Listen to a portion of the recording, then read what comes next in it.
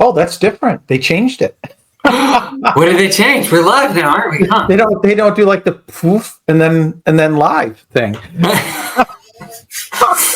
It just said live. It's like, oh, I got a little red button up here. There you go. Hello, everyone. It has been some time. Welcome back to the Orlando Real Estate Buzz. Brenden with Next Home Neighborhood Realty, and joined by Joe from Appli Home Loans. Good to see you. What's up? Yeah. There was a little break, but there was craziness every which way. I felt like the last couple months. It was wild. We both had things pulling us this way, pulling us that way. A lot of good learning opportunities. I've learned a lot. New markets opening up for us that we're still working on. Hopefully, we'll be able to shed some light on that.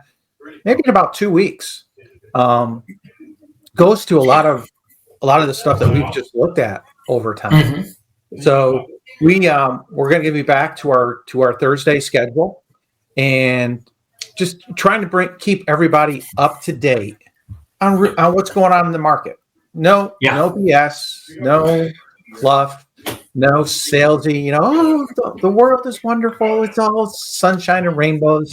I mean, if it is, you'll know. We'll tell you that. But if it's not, we're not gonna lie. No. Because I think the fact is we gotta be honest with where the markets are and what's going on, because that's going to dictate strategies. Yeah, it was interesting. I was in a group early this morning, and we were talking about things, and one of the things brought up is a lot of realtors, mortgage brokers getting on there, and it's a wonderful time to do this. It's a wonderful time to do that, and sometimes it's just like a little dose of reality. You don't have to be pessimistic. The world's going to end tomorrow, but think about things before you open your mouth and stick your foot into it. As Granny used to say, what is it? Better to keep your mouth shut than open it up and let everyone know that you truly are a fool. Well, in that case, I'm going to mute myself. So, I mean, there's a lot with the change going on, with the new administration. Yeah. I think it's really left a lot of people wondering what's going to go on. Biggest question I think I got was, when's Trump going to bring down rates? And well, it's hard for that not to be a question. He said that's what he was going to do. I know, but he can't walk over to, well, he can. He's going to try. He's going to try. Call up Jerome. Hey, Jerome, how you doing? Life's wonderful. Yeah, you're a wonderful guy. Yeah, you're doing a great job. Yeah, now cut rates. Yeah, if you want to keep that job, cut rates. No, he's going to be hitting it with the Jerome. You don't want me to say you're fired. Yep. Because he's got 1 year left, right? On his, I think so. Yeah, his tenure, 1 year. So, but I think the biggest impact that this administration can have is actually with the DOGE program. It's because here's the whole concept, and it's so simple in that when you're borrowing money again and again and again and again, you got to find people who are going to lend you the money. And when your credit's not so good, when you're looking at things, people don't want to lend you at 2% anymore.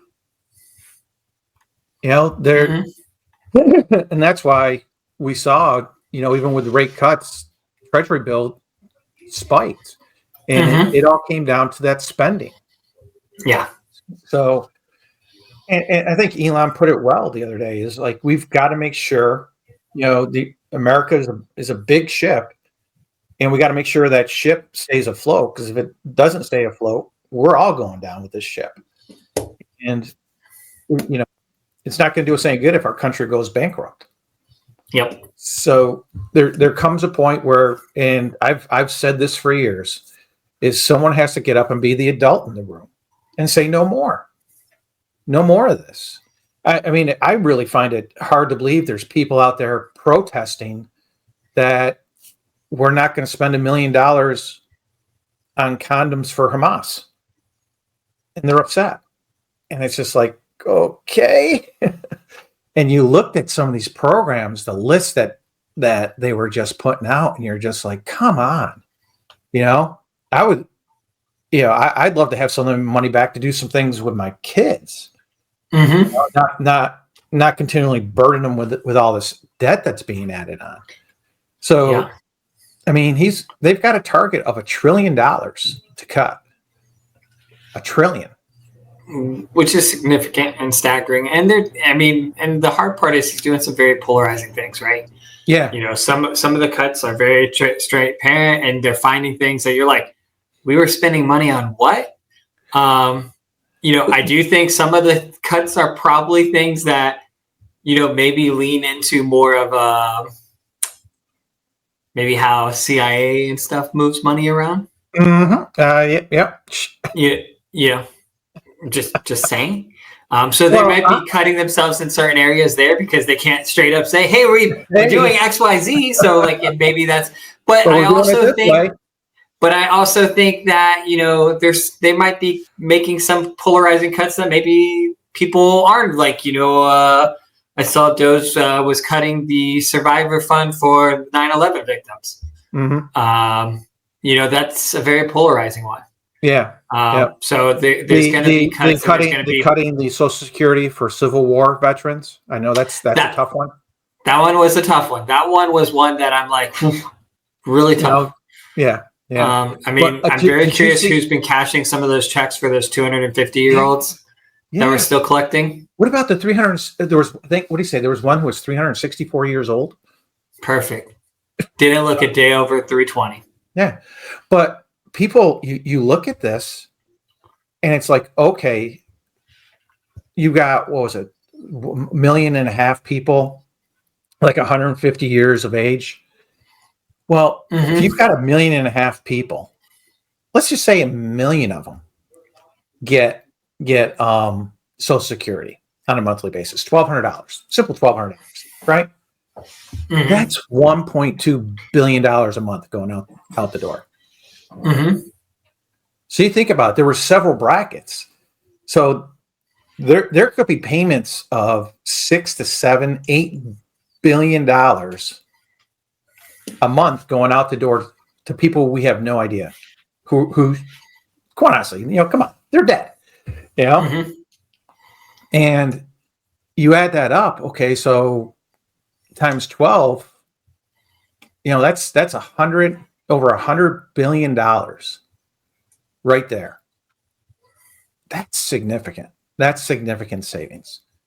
And that's really what we have to do right now is we have to look at it.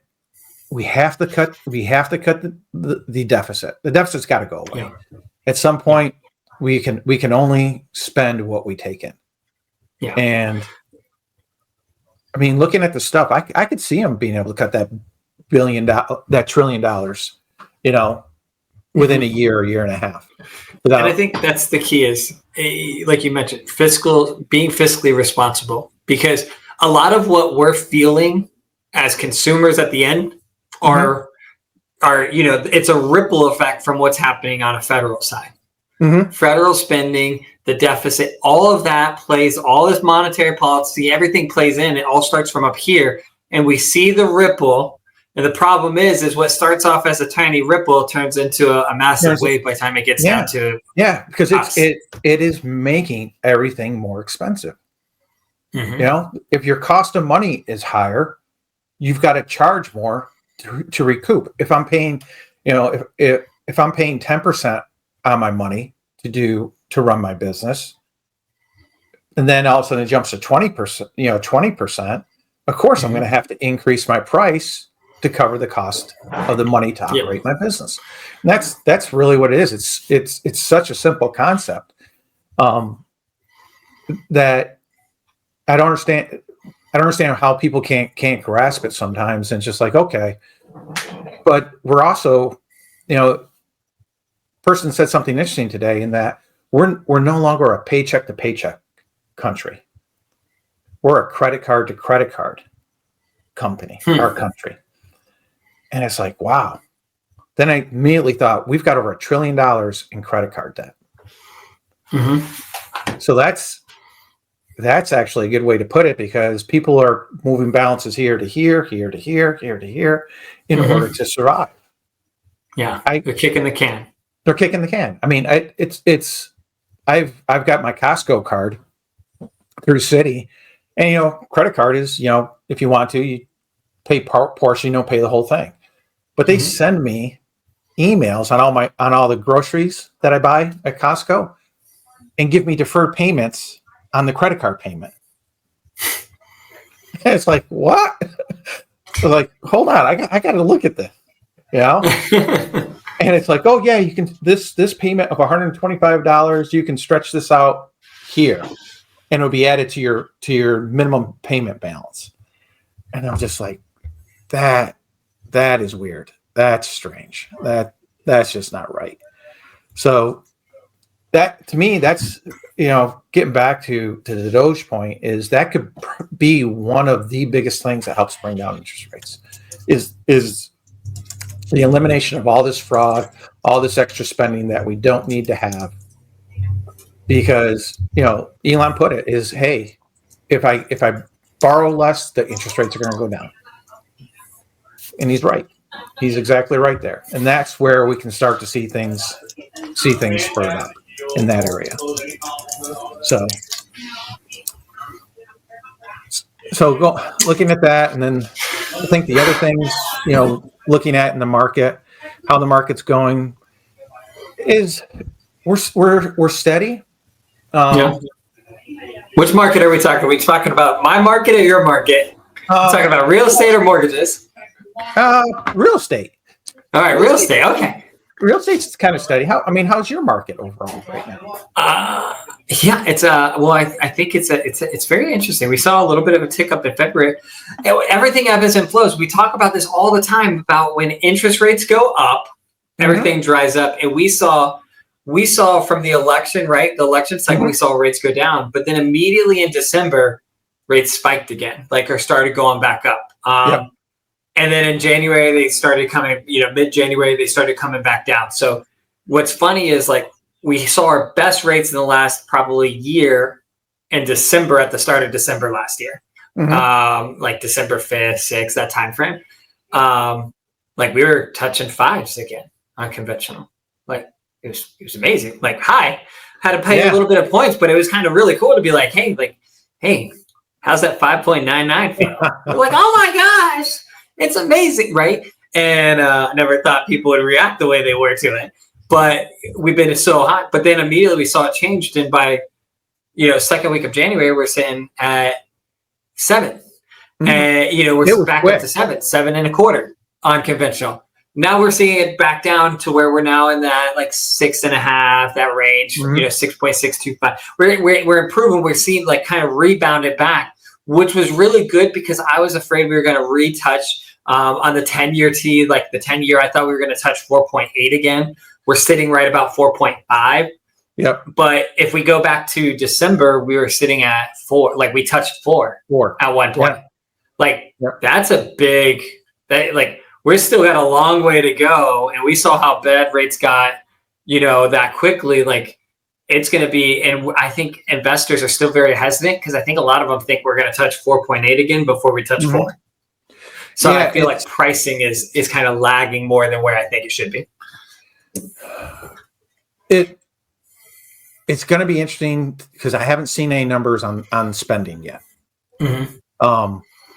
Which usually you get those January, February, March. We should see what they spent in the first quarter and what they borrowed in the first quarter.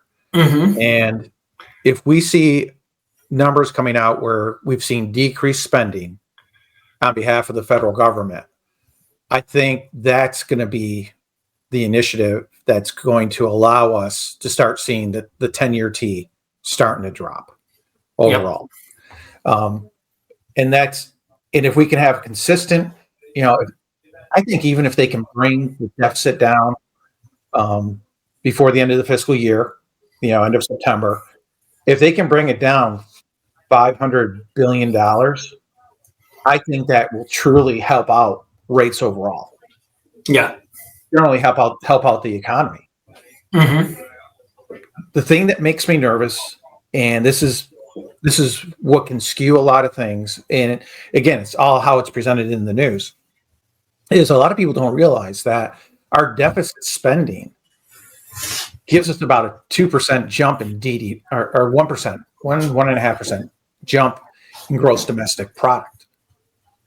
So when we cut that government spending, we've been seeing 3.3, 3.2.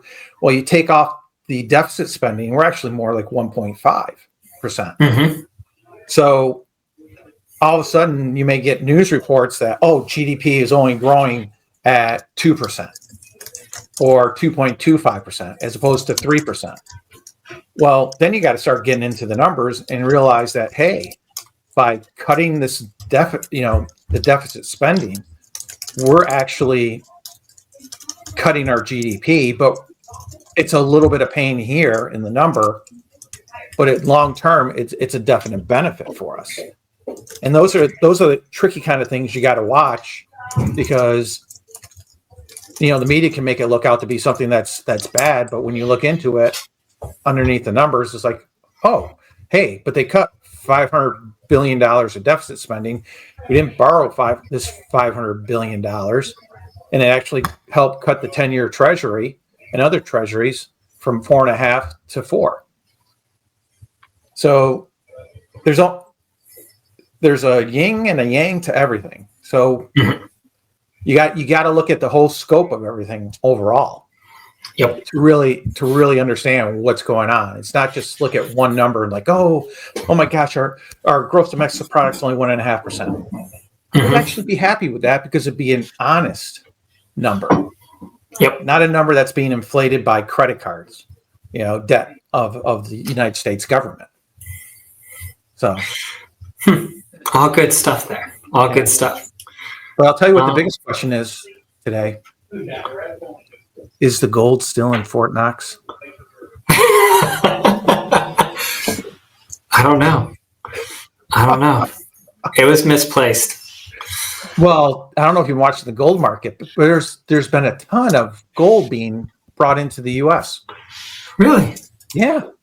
The Comcast, I forgot what they call it, over in London, ran out of gold a couple times in the past couple weeks.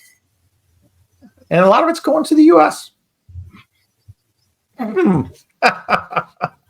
Interesting. Very interesting. Let's see. Any other quick hit items we want to talk about? Let's see. Jobless claims came in. Where do we think? We think we have more or less initial jobless claims from last week? That's not fair. I didn't get to see the report. It's a guess. More or less. I'd say flat. 219 last week's revised numbers were 214. So you were correct. Pretty much flat. A little bit of unexpected. Fully expect that next week's they'll revise back this week's. Yeah, because that's are they starting to take in the numbers from the layoffs in the government? I don't think any of those are going to be factored yet. Those are all not. Those don't count. They're exempt. Like that's. You want to have fun? You want to have fun? Go on Zillow. Do a geographic circle around Washington, D.C. right now. Oh man, yeah, you're probably gonna be right.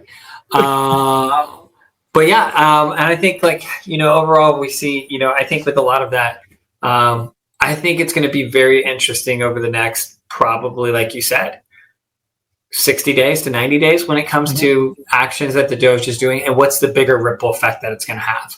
Yep. A lot of them are getting buyouts. They're still going to get paid some, they're still going to make money. So we're not going to feel it initially, but we will see, we will see some of this play into effect. And I think we're going to see it have a ripple on the housing markets. One thing that I saw recently, article that posed, there was talk that people are moving back into large cities at a higher rate than they have, where everybody was flocking away from big cities.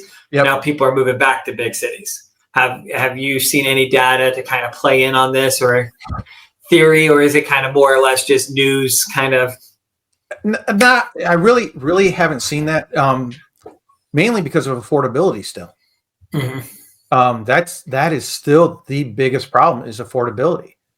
I'm going to go show some houses this evening in downtown Orlando area, 1,700 square foot houses starting at $600,000, where we've got a new construction, 1,700 square feet in DeBerry. We've just put in a contract down for $350,000. That's about a 12-mile ride. That's it. So no, I haven't really seen that.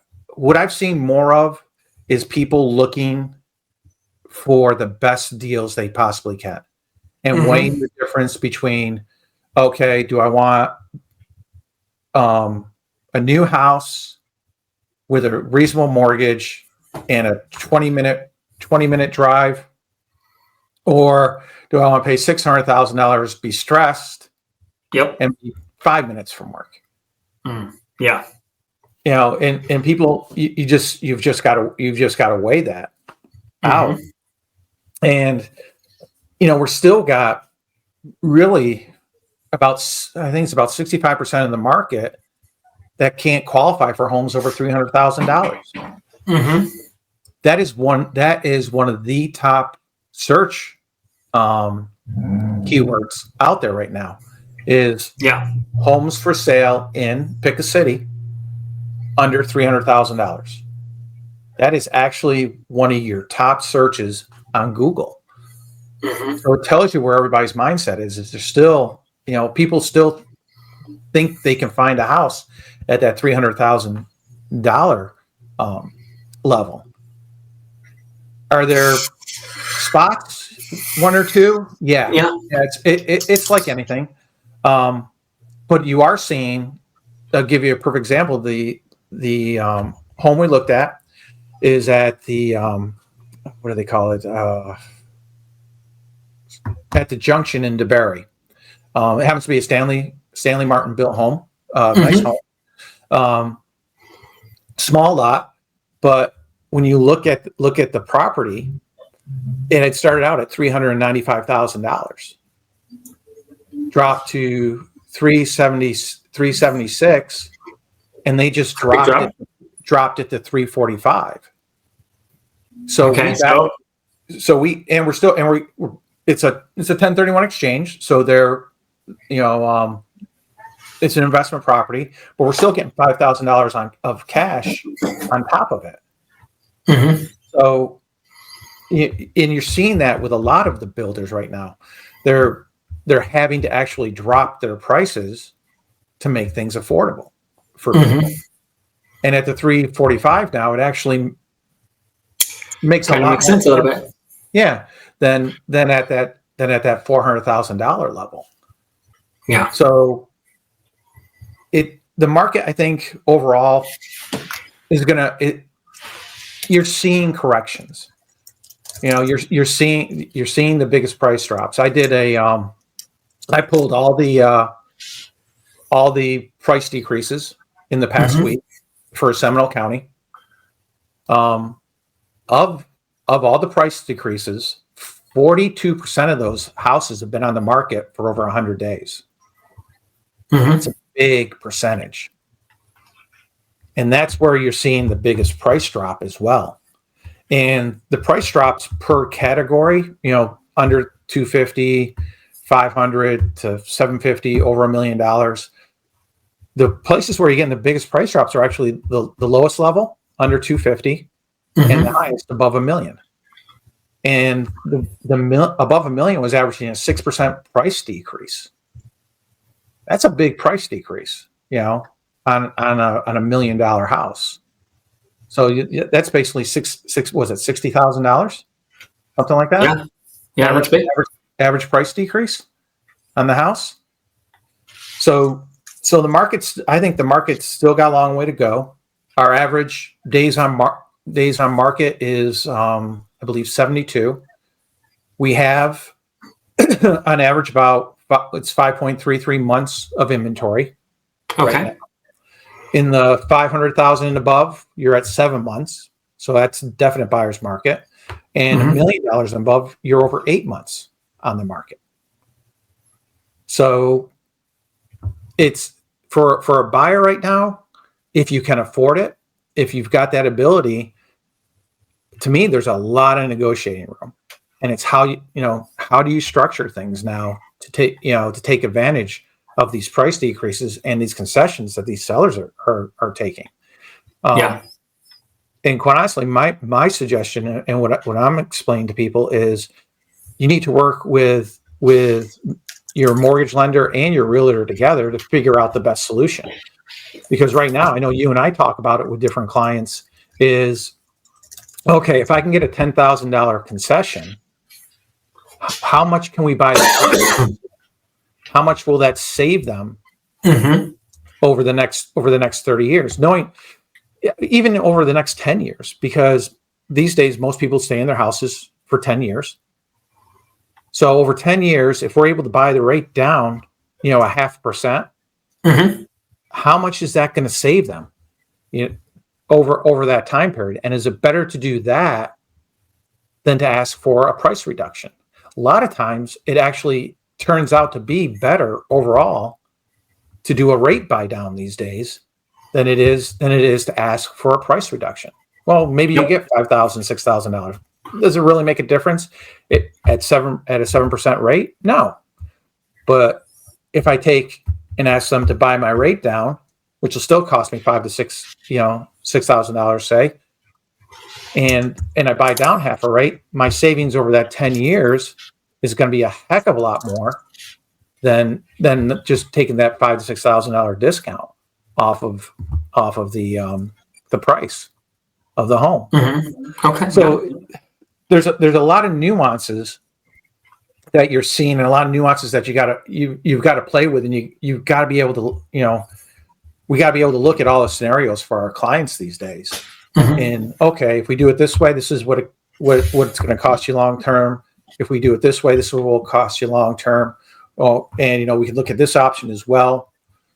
One thing in Orlando that I'm starting to think of how to present, and I've talked to a couple of clients about this, is I had a listing, a management listing for a national management company over in Castleberry, right by you, not far from you, about a mile from where you live. And it was listed at $3,250. Nice house with a pool. I had 27 people apply for that house for rental. Wow, 27. And I mean, I was actually shocked. I figured it would go pretty quick, neighborhood, school district, all that kind of stuff. But 27. And that kind of tells me that there's still a need for rental properties, good quality rental properties. So all these people who are locked in currently at these, 2.5%, 3%, 4% mortgages, if you're looking to move, you may want to really consider renting that property and then buying your new house and looking at those numbers overall, because normally your mortgage should be less. You're allowed 70% of the rental payment, so it should cover that. Yeah, 75%. Yep. So to me, it's a new strategy to start looking at different ways to get, because there's a lot of people who are locked in who are thinking, what do I do? How can I do this? So it might be a way to look at things that we haven't really kind of looked at in the past. Maybe you do a HELOC, take some of the equity out, and still run your numbers to see, hey, okay, if I take $100,000 out to put down on my new house, and now between my HELOC and my first mortgage payment, say I'm at $2,500, but I can rent it for $3,500. Oh, I can get out of my house. I can get into that new house that I've been waiting for. That people haven't had a chance, to look at that. So it's something. It's another way to look at it, and just, it's not like anything. Run the numbers, see what you can find out, see if it makes sense. If it makes sense, great. If it doesn't, hey, at least you know where your numbers are overall, so that something changes down the road, you can adjust. You can make some changes. Yeah. So, I mean, really, really good strategies. And I know we're kind of running a little bit short of time. We're actually almost out. Like, probably should be ending. But there's one other thing that I want to talk about, and I want to mention is, have you heard the discussions about HJR 357 in Florida? House joint 357. Is that getting rid of the property taxes? No. Oh, but it's something that has been that has made it into kind of that potential amendment to the state constitution in Florida. Has been talked about in prior sessions. This one's actually getting some teeth. Is taking a homestead exemption and increasing it from 50,000 to 100,000. Ooh. So this one is actually in right now, because Florida is like, we're in session right now. If something's going to happen, we're in session right now. Florida Senate, all that. This is when stuff changes. State laws, all this stuff happens in Florida. But this one's actually getting some traction right now. And it would be a big one. We talk about affordability, and this is one of those areas where the state is saying, hey, wait a minute, we might need to look at ways to create extra affordability. Part of that is the property tax bill. Currently, this bill is in Ways and Means Committee. It's so it's basically that's the what does it really cost committee. Like that's the one that's kind of looking. Hey, is this legal? Does it are we breaking the Constitution? Are we doing anything? And what's the implication in the cost? Obviously, the cost is pretty significant because it's doubling whatever homestead. So there's a cost, right? Is there a cost to the state? Yes and no. To implement it, not really, but they're losing tax revenue to the counties, right? Yep. But I think it's something that's really important because it wouldn't go into effect until 2027 if it does pass. So I don't know why they couldn't make it go into effect next year. They got to give themselves a buffer for a little extra tax. But I thought it was really interesting to see the state take it seriously, see it proposed, see it actually get some teeth. I'm hearing some positive news about it. So hopefully within a couple of weeks, we may actually have a really good update for everybody about this. On average, that 50,000 exemption is about $600 to $700 in tax bill. But the more and that's what it is. And like homestead exemptions, the bigger value is the fact that it caps you at a 3% increase over time, because the people that forgot to file homestead exemption last year or the year before are really feeling it the last couple of years because their tax bill flew out the roof. But if you were to take it and increase it to 100,000, we'd effectively, you, me, anybody else that currently has homestead exemption would see, about a $700 savings, $650 to $700 savings on their property taxes for the next year. It's not a big deal, right? But $50 a month is $50 a month. Well, especially for a lot of the older people on fixed incomes. A lot of them, between the tax increases and the insurance cost increases, they're finding it very difficult to continue to stay in their houses. A lot of these people, it's amazing actually how many people own their houses outright. Yeah. They own their houses outright, but then between their tax bill and their insurance bill, I know. I talked to my parents. My parents are retired, fixed income. They're Social Security. My dad gets, he's a veteran. He's got a little bit of VA disability. But they're sitting there going, they owe very little on their home. They paid off, they got themselves in position, paid off a bunch of debt. They've got one car that is I think they're 2 or 3 months from paying it off. But now they're sitting there going, our vehicles are older. We've got this, we've got that. And they've reduced and they've seen their insurance go up, more than double over the last 3 years. Yep. And then they see, their taxes are helped, but they're sitting there going, the insurance is the part that they're we're on a fixed. Our fixed income hasn't changed, but our insurance keeps climbing at such a fast rate that it's hard to budget. Yeah. Because, our property, we went from, I think they went from $1,100 insurance policy 3-4 years ago. They have a roof that's only 5 years old and their policy is $2,800 now with no claims. Yeah. Like, yeah, and it's one of those things that everyone's got to look at when they're budgeting overall, and you don't see any solution in the insurance for Florida right now that's going to help at least stabilize the cost. I know it's probably never going to go down, but at least stabilize it so you're not getting a 15-20% increase every year. Exactly. Find a way to stabilize this thing. Yep, and that'd be huge. So, well, that's all I've got for you guys. I'm sure, great. It was nice. Brenden, great to get back. We're going to be coming every single week again. We're getting back into the rhythm. We got to work that muscle again and make sure we stay on task. Change of time. I don't know. Are we streaming this live right now, or are we posting this later? Yeah, we're streaming live. So, little bit different time before. I know we used to do early in the morning.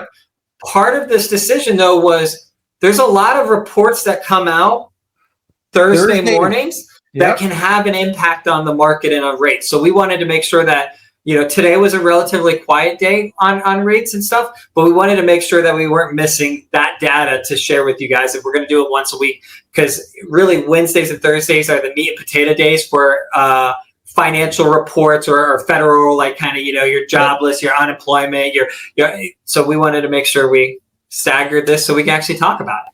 Yep, exactly. Thanks, Joe. It's great to see you again. And I think every once in a while we need to do the in-person one where we're not. All right. I can drive across town. It is at 2:00. Can we just do? Can we just go somewhere and do a live from a location with beer? Then we'll really get some hot takes. Oh my gosh, that'd be hilarious. So, all right, man. Have a wonderful day to all of you. Thank you so much. Please like, subscribe, and join us every week on the Orlando Real Estate Buzz. Take care. Bye-bye.